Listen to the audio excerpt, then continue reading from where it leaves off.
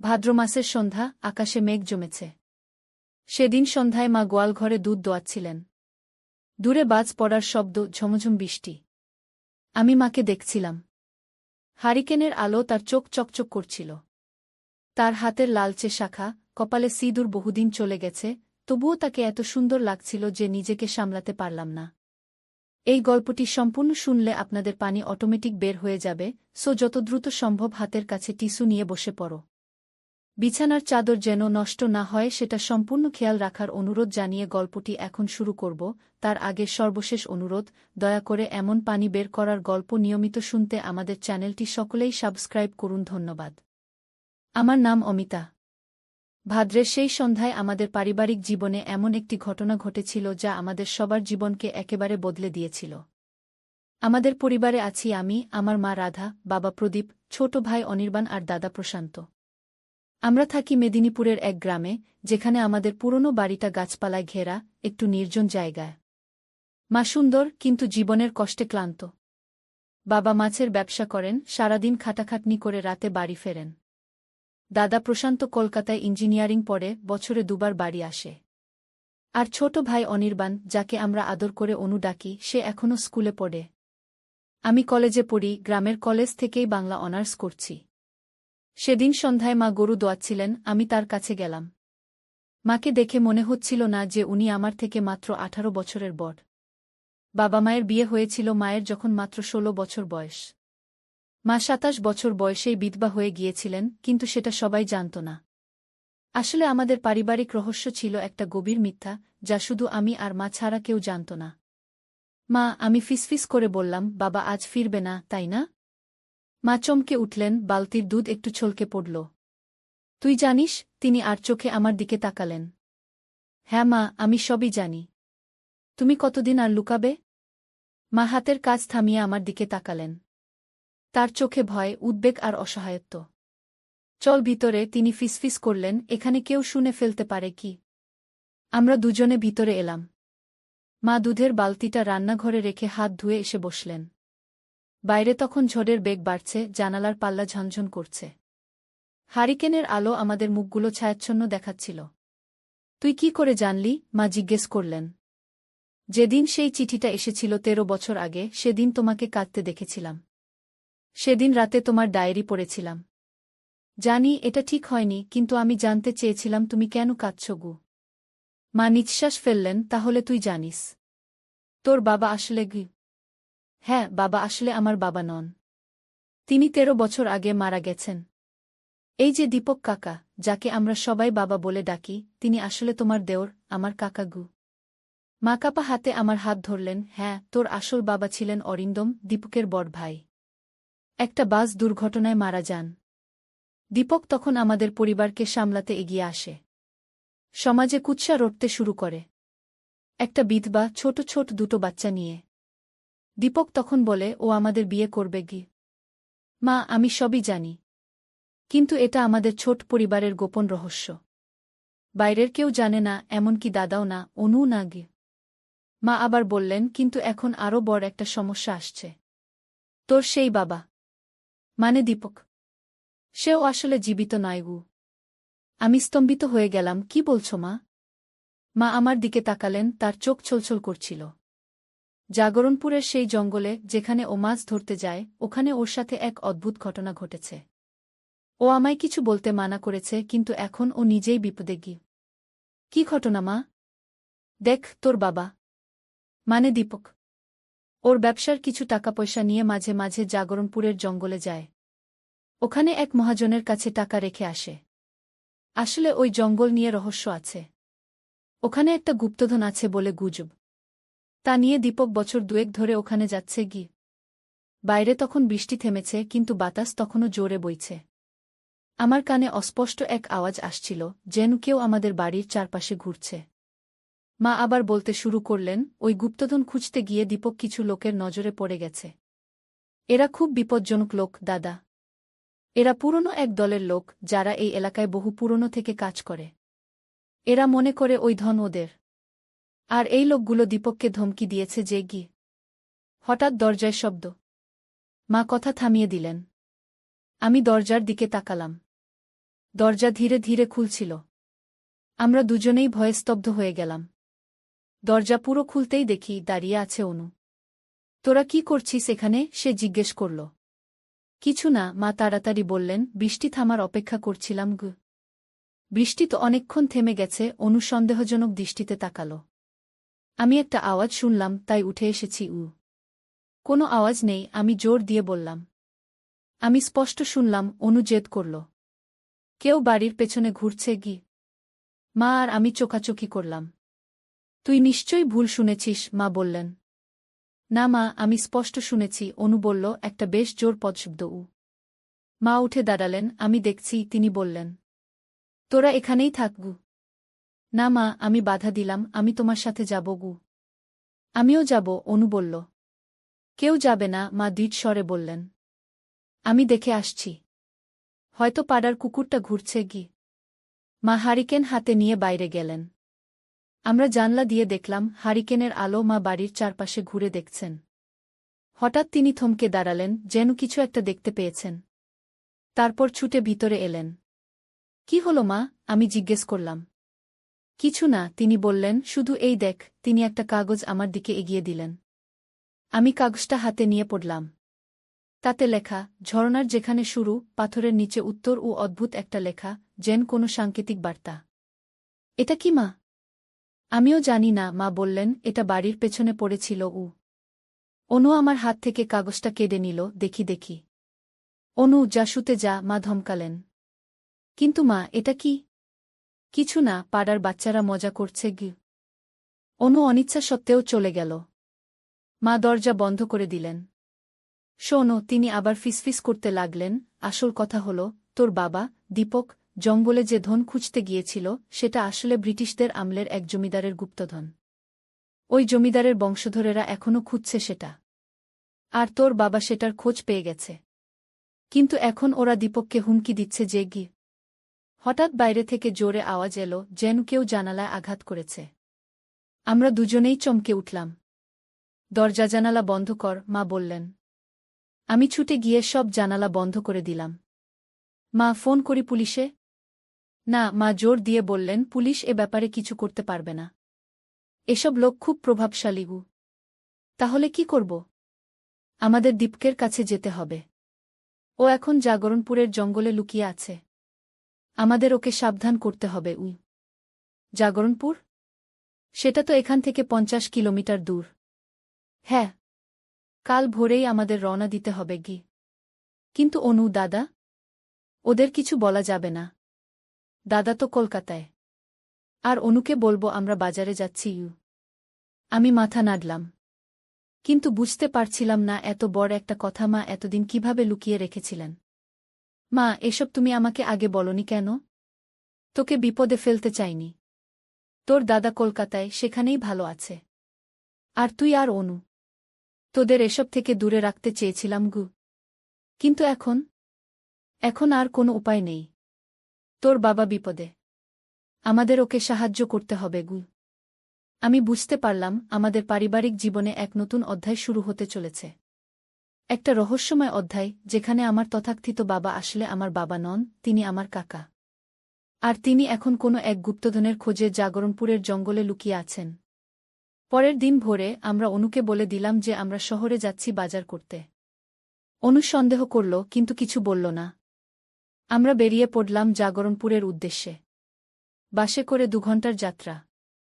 পুরো সময় মা চুপচাপ ছিলেন, মাঝে মাঝে আর চোখে দেখছিলেন কেউ আমাদের ফলো করছে কিনা।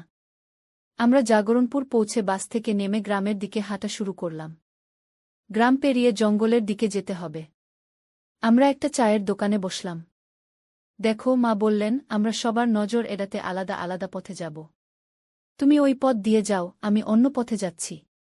জঙ্গলের কাছে সেই বড় বটগাছের নিচে দেখা হবে। আমি ঘাবড়ে গেলাম। মা, আমি একা যাব? অমিতা, তুই এখন বড় হয়েছিস। তোর বয়স 18, একা একা যেতে হবে। আর আমরা যদি একসাথে যাই, কেউ সন্দেহ করতে পারে গি। আমি অনিচ্ছা সত্ত্বেও রাজি হলাম। আমরা আলাদা হয়ে গেলাম। আমি গ্রামের ভিতর দিয়ে হাঁটতে লাগলাম, কিন্তু কেমন একটা অস্বস্তি বোধ করছিলাম, যেন কেউ আমাকে ফলো করছে।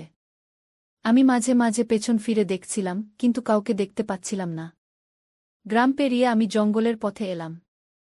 একটা সরু পথ জঙ্গলের ভিতর দিয়ে গেছে। আমি সেই পথে হাঁটতে লাগলাম। চারদিকে নির্জনতা, শুধু পাখির ডাক আর পাতার মর্মর শব্দ। আমি ভয় পাচ্ছিলাম, কিন্তু মায়ের জন্য, বাবার মানে কাকার জন্য এগিয়ে যেতে হবে। জঙ্গল ক্রমশ গভীর হতে লাগল।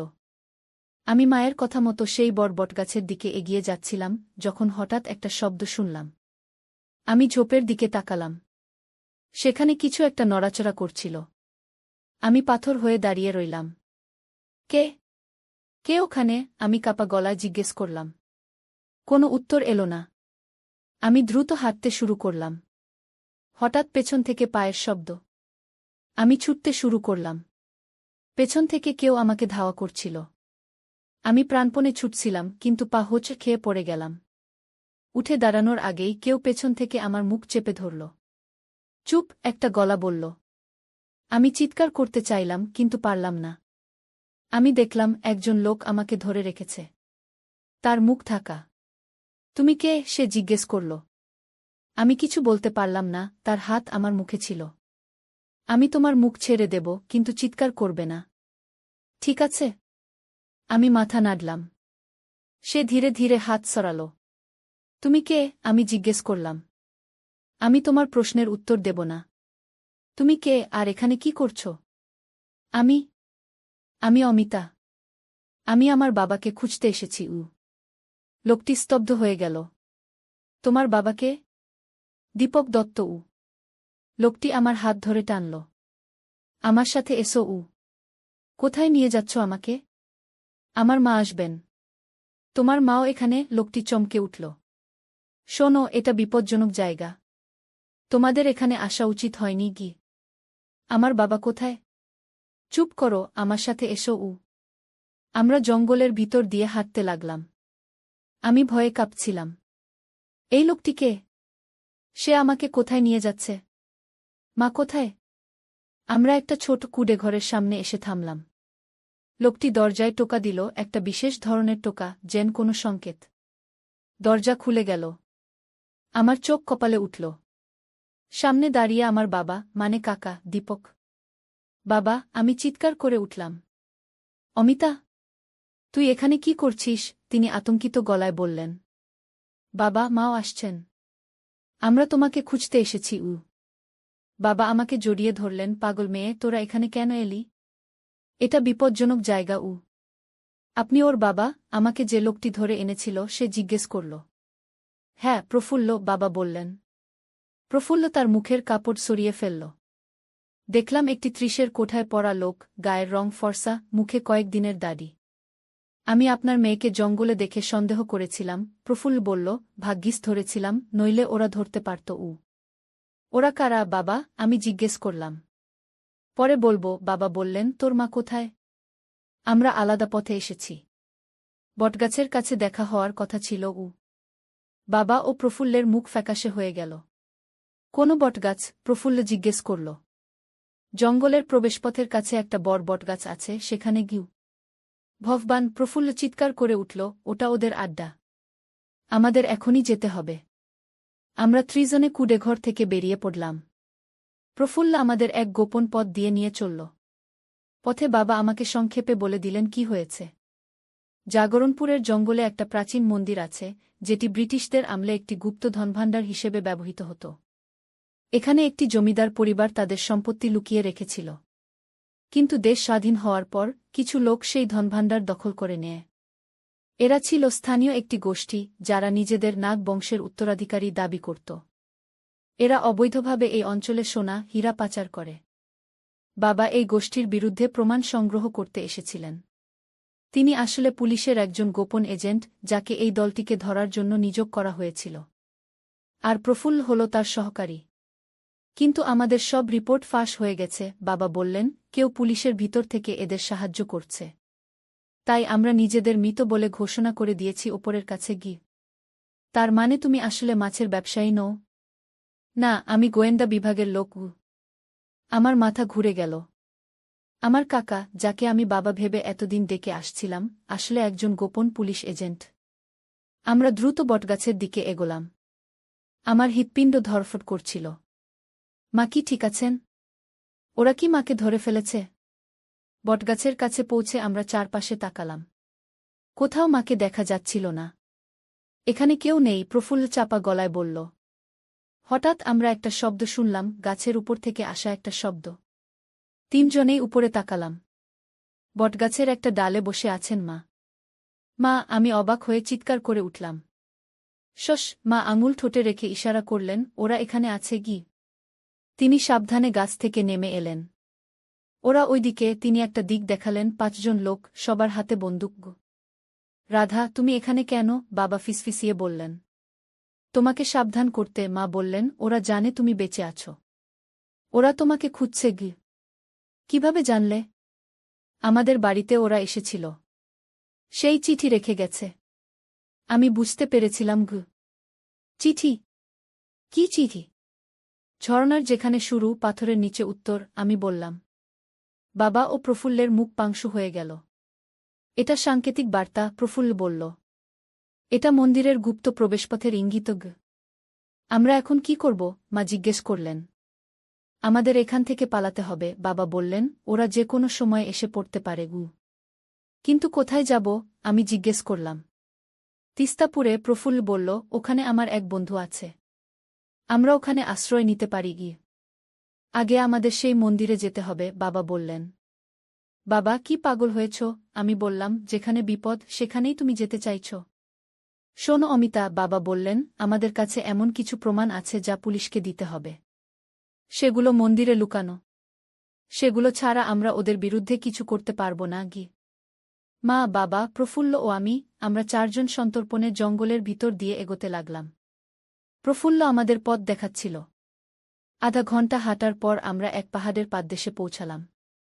সেখানে একটা ছোট ঝরনা বয়ে যাচ্ছিল। এটাই সেই ঝরনা, প্রফুল্ল বলল। ঝরনার পাশে একটা বিশাল পাথর ছিল।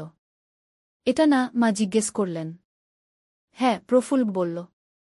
আমরা 4 জন মিলে পাথরটা সরালাম। তার নিচে একটা অন্ধকার গর্ত। গর্তের ভিতর সরু একটা সিঁড়ি নিচে নেমে গেছে। এটা কি সেই মন্দিরে যায়? আমি জিজ্ঞেস করলাম। হ্যাঁ, বাবা বললেন। আমরা সবাই যাব? মা জিজ্ঞেস করলেন। না, তোমরা এখানে থাকো, বাবা বললেন, আমি আর প্রফুল্ল যাচ্ছি। না, আমি আপত্তি করলাম, আমরা সবাই যাব। আমরা আর বিচ্ছিন্ন হব না। বাবা একটু ভেবে রাজি হলেন। আমরা টর্চ জ্বালিয়ে সিঁড়ি দিয়ে নামতে শুরু করলাম। সিঁড়িটা গভীর থেকে গভীরতর হতে লাগল। আমরা প্রায় 50টা সিঁড়ি নেমেছি। শেষে একটা সুড়ঙ্গে এসে পৌঁছালাম। সুড়ঙ্গটা ঠান্ডা ও অন্ধকার। শুধু আমাদের টর্চের আলো পথ দেখা যাচ্ছিল। আমরা সুড়ঙ্গ ধরে এগোতে লাগলাম। আধা ঘণ্টা পর আমরা একটা বিশাল হোলঘরের মতো জায়গায় এসে পৌঁছালাম। এটাই সেই মন্দির, প্রফুল্ল বলল। টর্চের আলো আমরা দেখলাম সামনে একটা বিশাল কক্ষ। দেওয়ালে নানা ধরনের চিত্র আঁকা। মাঝখানে একটা মূর্তি স্থাপিত, একটা সাপের মূর্তি যার মাথায় ফনা। এটা কি? আমি জিজ্ঞেস করলাম। হ্যাঁ, বাবা বললেন, এটা নাগ দেবতার মন্দির। কিন্তু এটা তো হিন্দু মন্দির, মা বললেন। না, এটা প্রাগৈতিহাসিক, বাবা ব্যাখ্যা করলেন। এই অঞ্চলে খ্রিস্টপূর্ব যুগে নাগ উপাসকরা বাস করত। পরে এটা হিন্দু মন্দিরে পরিণত হয়। আর ব্রিটিশ আমলে জমিদাররা এটাকে ধনভাণ্ডার হিসেবে ব্যবহার করত।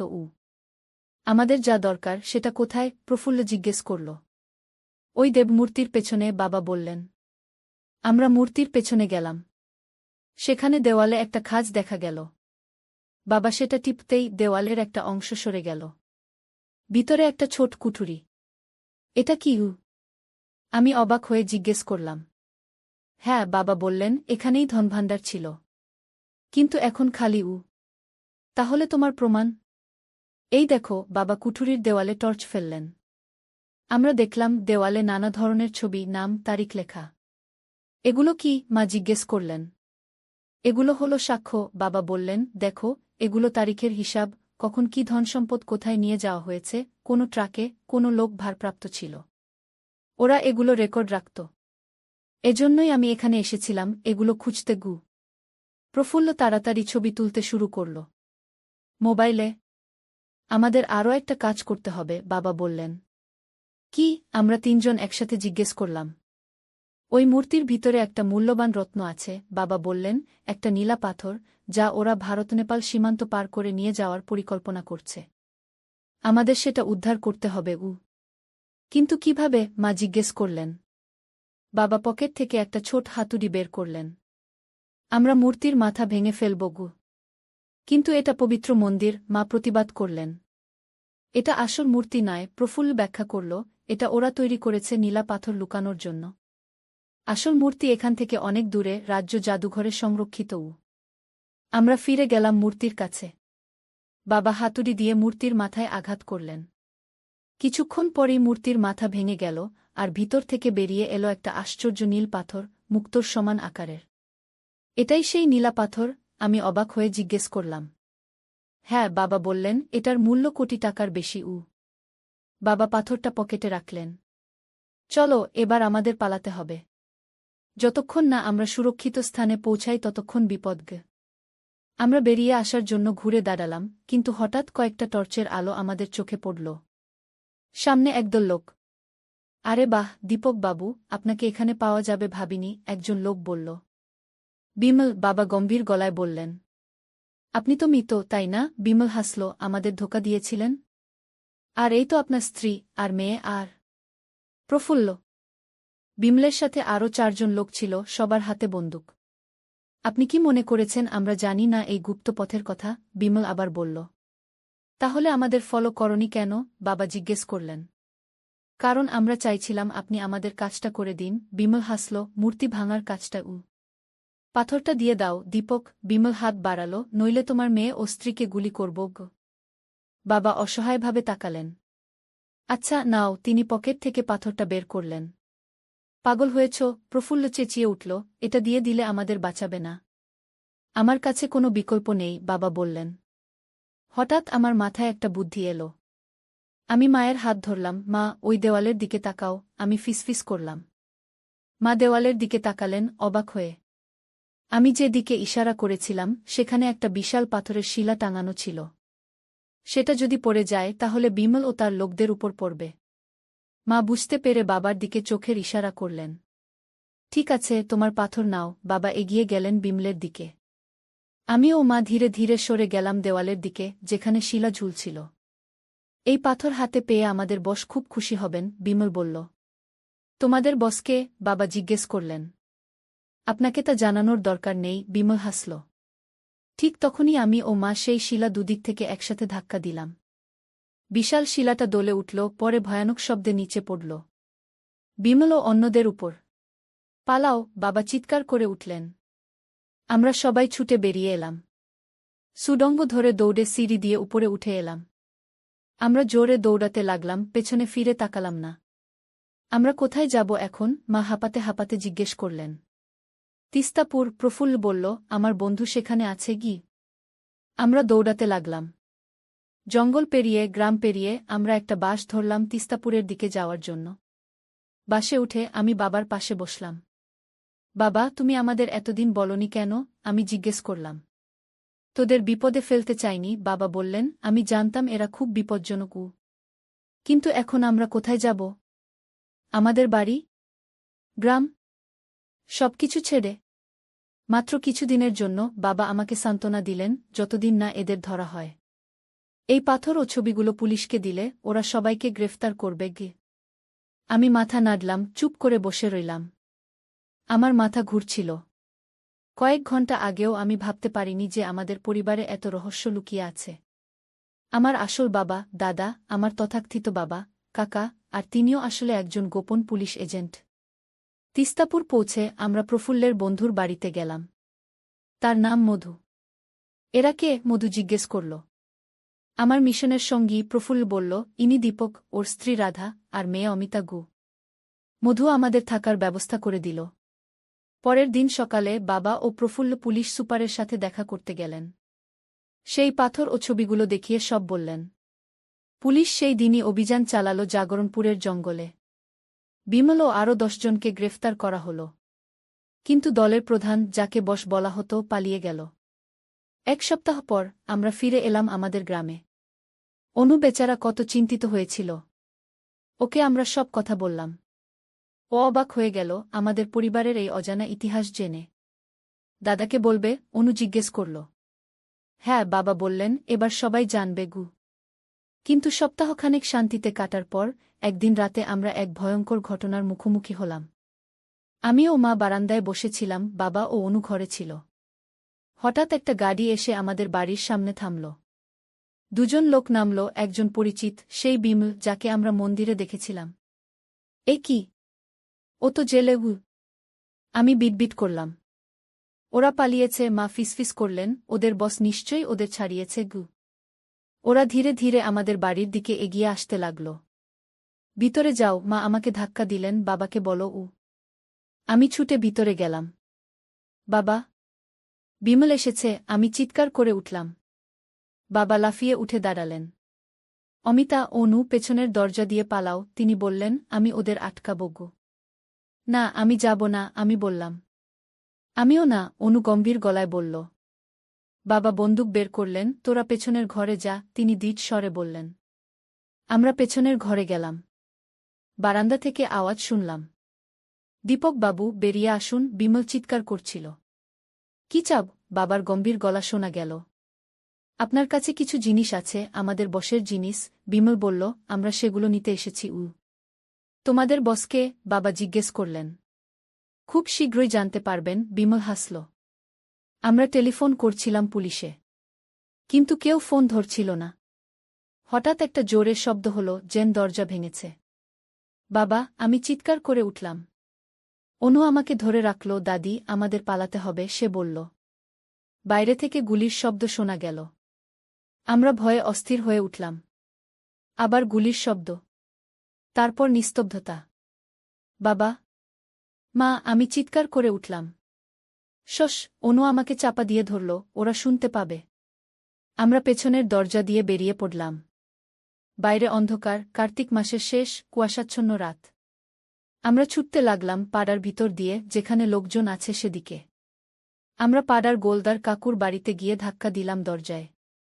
গোলদার কাকু দরজা খুললেন। কি হয়েছে এত রাতে? তিনি অবাক হয়ে জিজ্ঞেস করলেন। কাকু, আমাদের বাড়িতে ডাকাত পড়েছে, আমি কাঁদতে কাঁদতে বললাম। কি? গোলদার কাকু চমকে উঠলেন। আর তোমার বাবা মা? জানি না, অনু ফুপিয়ে উঠল। আমরা গুলির শব্দ শুনেছি গু। গোলদার কাকু তৎক্ষণাৎ পাড়ার লোকদের ডাকলেন। 10-12 জন লোক জমা হল। তারা লাঠি, বর্শা, কাস্তে নিয়ে আমাদের বাড়ির দিকে গেল। আমরা পেছনে রইলাম। ডাকাতদের দেখো, ওরা এখনো আছে নাকি? গোলদার কাকু বললেন। লোকেরা চারদিকে ছড়িয়ে পড়ল। আমরা ধীরে ধীরে আমাদের বাড়ির দিকে এগোলাম। বাড়ির সামনে এসে দেখি দরজা ভাঙা, বারান্দা রক্তের দাগ। মা, আমি চিৎকার করে ডাকলাম। কেউ উত্তর দিল না। লোকেরা ভিতরে ঢুকে খুঁজে দেখল, বাবা মা কেউ নেই। ওরা নিয়ে গেছে বাবা মাকে। পুলিশে খবর দাও, গোলদার কাকু বললেন। এখনই। সেই রাতে পুলিশ এলো, তদন্ত শুরু করল। কিন্তু কোনো সূত্র পাওয়া গেল না।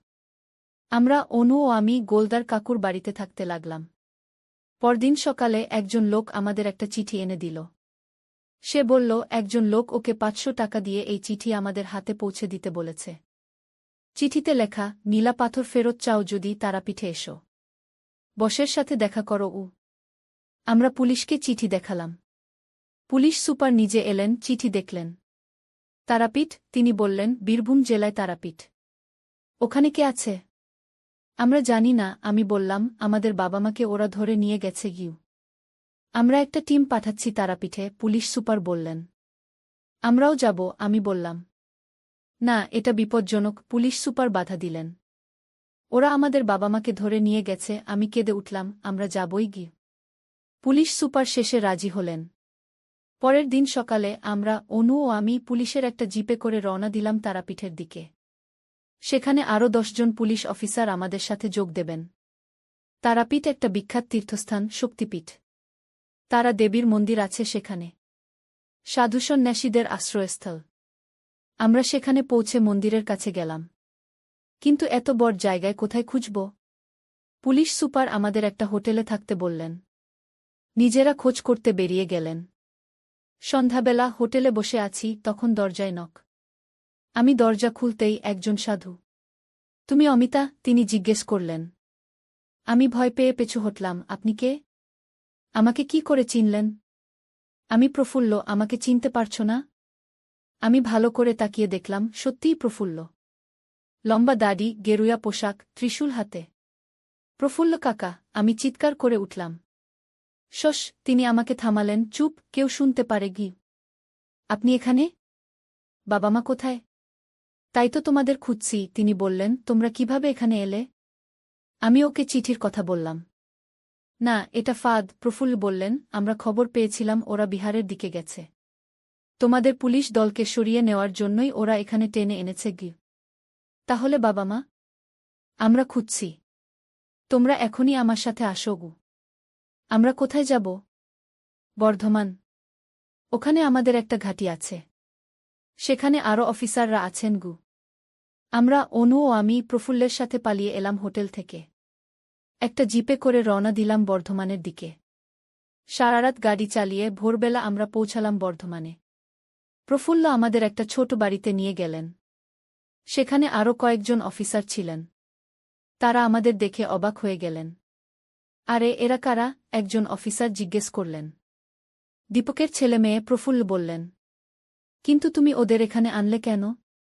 ওরা তো এখন বিপদে পড়তে পারে। ওরা ইতিমধ্যে বিপদে। প্রফুল্ল বললেন, ওরা চিঠি পেয়ে তারাপীঠে চলে গিয়েছিল। আমি ফাঁদ থেকে উদ্ধার করে এনেছি। অফিসাররা মাথা নাড়লেন। বসো। তারা আমাদের বললেন, আমরা তোমাদের বাবা মাকে খুঁজে বের করব। আমরা যাব ওদের সাথে। অনু জোর দিয়ে বলল। না, তোমরা এখানে থাকবে। প্রফুল্ল বললেন, এটা পেশাদারদের কাজ গো। আমরা সেখানে অপেক্ষা করতে লাগলাম। দিন গেল, রাত এলো। পরের দিন। আমরা রোজ জিজ্ঞেস করতাম, কোনো খবর? না, এখনো না গো। এক সপ্তাহ কেটে গেল।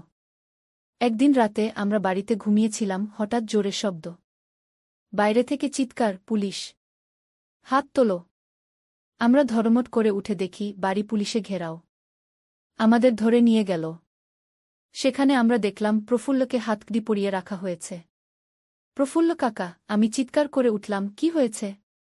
ওরা পুলিশ নয়। প্রফুল্ল গম্ভীর গলায় বললেন, ওরা মানুষ পাচারকারী দল। আমাদের ধোঁকা দিয়েছে গি। আমাদের একটা ট্রাকে তুলে নিয়ে গেল। যেখানে আমরা দেখলাম আরও অনেক লোক বন্দী, ছেলেমেয়ে, বুড়ো বুড়ি।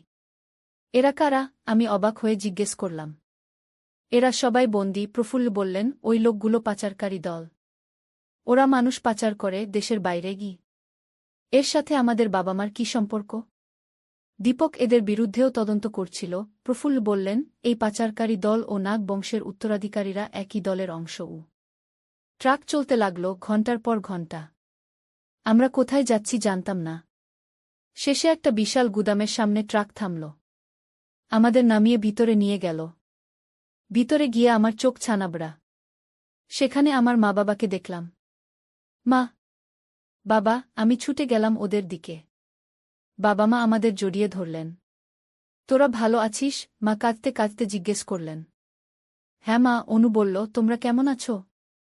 ঠিকই আছি, বাবা বললেন। দেখলাম বাবার একটা হাত ব্যান্ডেজ বাঁধা, মায়ের কপালে ক্ষত। তোদের কিভাবে ধরল? বাবা জিজ্ঞেস করলেন। আমরা সব বললাম।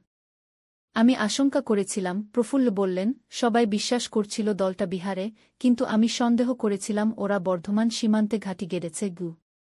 এখন কি হবে? মা জিজ্ঞেস করলেন।